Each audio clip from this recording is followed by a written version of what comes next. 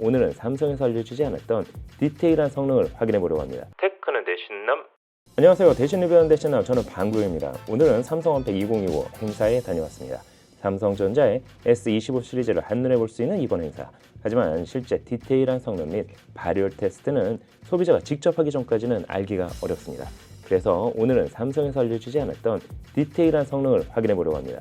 거두절미하고 빠르게 테스트해봤습니다. 궁금하시죠? 갤럭시 S25 울트라의 성능. 그럼 지금부터 같이 한번 확인해 보시죠. 자, 오늘 테스트에 준비한 제품은 갤럭시 S25 울트라로 국내 정발 양산 모델은 아닌 사전 테스트 모델입니다. 따라서 테스트 결과는 일부 차이를 볼 수 있다는 점은 참고해 주시기 바랍니다. 이번 갤럭시 S25 시리즈는 모두 스냅드래곤 8 엘리트 4 갤럭시를 탑재했습니다. 최근 해당 AP를 사용한 스마트폰을 찾아보면 샤오미 15를 꼽을 수 있습니다. 다만 샤오미 15의 경우 퀄컴의 표준 버전을 탑재했다면 S25 시리즈에는 퀄컴과 협력을 통해 갤럭시에 최적화된 새로운 버전을 적용했다는 차이가 있습니다. 이를 통해 카메라 및 AI 기능에 이르기까지 호환성을 극대화하고 성능을 최적화했다고 하는데요. 정말 그럴까요?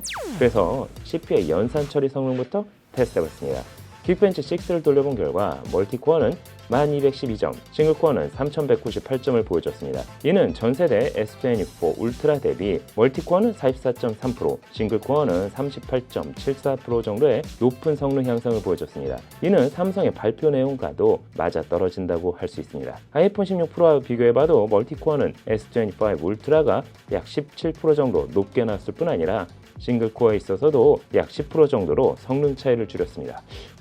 멀티코어는 이제 S25 울트라가 아이폰 16 프로를 이겼는데요. 동급 AP를 사용한 샤오미 15의 경우 멀티코어가 8700점, 싱글코어가 2900점대 나온 것과 비교해보면 확실히 갤럭시 S25 울트라가 최적화가 잘 됐다는 걸 알 수 있습니다. 이 정도면 같은 AP를 사용한 게 맞나 싶을 정도이기 때문이죠. 이번엔 스마트폰의 AI 성능을 수치화해주는 긱벤치 AI 테스트를 돌려봤습니다. 그 결과 기본적인 AI 처리 속도를 보여주는 단일 정밀도 점수는 2934점으로 전작 대비 23%, AI 모델 훈련 및 추론 속도를 의미하는 반정밀도 점수는 2910점으로 전작 대비 20.6%, 적은 전력으로 효율적인 AI 추론을 수행할 수 있음을 의미하는 양자화 점수는 4481점으로 전작 대비 24% 정도의 높은 성능 향상을 보여줬습니다. 이는 갤럭시 북5에 들어간 인텔 코어 울트라 7 프로세서 258V의 NPU 벤치마크 점수와 비교해봐도 결코 밀리지 않는 성능이라 할 수 있습니다. 아무래도 스마트폰에서 AI 기능을 더 적극적으로 사용해야 하는 만큼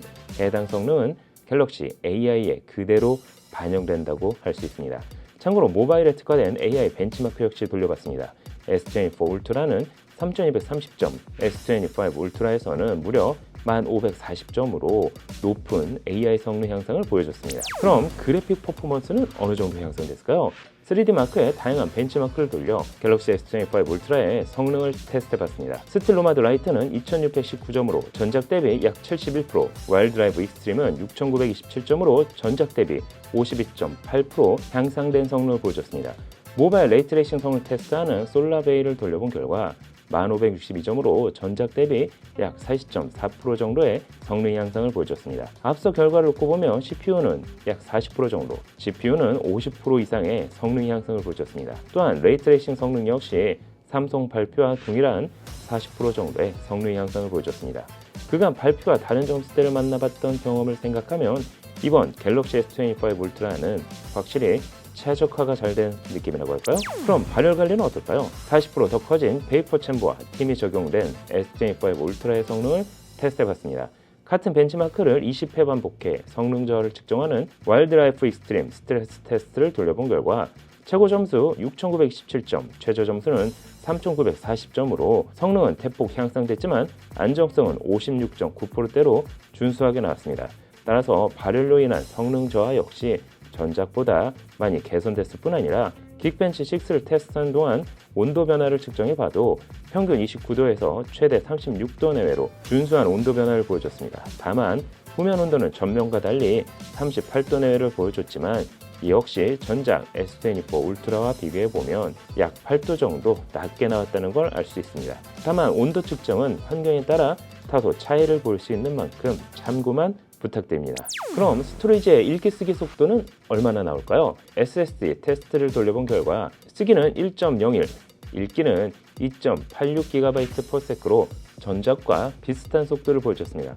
하지만 여전히 빠른 건 뭐 말할 필요가 없겠죠. 참고로 기본 램은 12GB, 저장 공간은 256GB를 지원합니다. 사전 예판 구매 시 추가 256GB를 더해 기본 옵션 기준 512GB로 받을 수 있다는 점은 참고해 주셔도 좋을 것 같습니다. 또한 16GB 램의 1TB 모델은 Z 블랙 컬러로 삼성닷컴에서만 구매 가능합니다. 3, 4년 후까지 생각하면 다다익 램이 좋긴 하겠지만 개인적으로 일반적인 사용에 있어 기본 모델만으로도 충분하지 않을까 생각됩니다. 결국엔 모든 건 지출 부담으로 이어질 수밖에 없기 때문이죠. 개인적으로 218g으로 가벼워진 무게임에도 배터리 용량은 전작과 동일한 5000mAh를 품고 있을 뿐 아니라 45W의 고속 충전은 그대로 제공되는 걸 감안하면 향상된 성능, 준수한 발열 관리까지 더해 완성도 높은 스마트폰으로 출시된 게 아닌가 생각됩니다. 거기에 카메라에 있어서도 초광각 카메라가 5000만 화소로 높아졌을 뿐 아니라 AI를 적용, 가상의 조리개 및 삼성 로고 촬영, 오디오 지우개 같은 특화 기능까지 넣었습니다. 이제 충분히 기변을 할 만한 제품이 된 것 같습니다.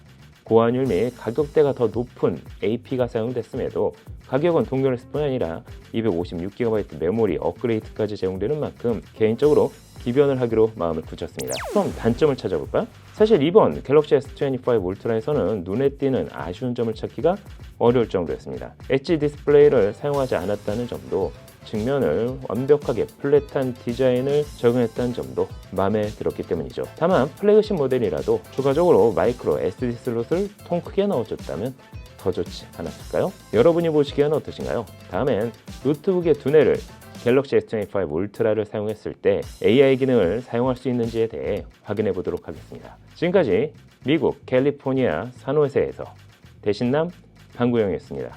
오늘 영상은 여기까지. 패션을 땀부터가 가전제품까지 그 선택은 언제나 완벽해. 실패한 적이 없어 믿고 맡길 수 있어. 대신 사는 남자 그는 나의 구세주. 대신 사는 남자 그는 나의 영웅. 그의 선택은 언제나 옳아. 내 고민을 한 번에 해결해주네. 대신 사는 남자 그는 나의 구세주. 여보 미안해 또 질렀어. 이거 이 화상아. 여보 미안해 여보 미안해.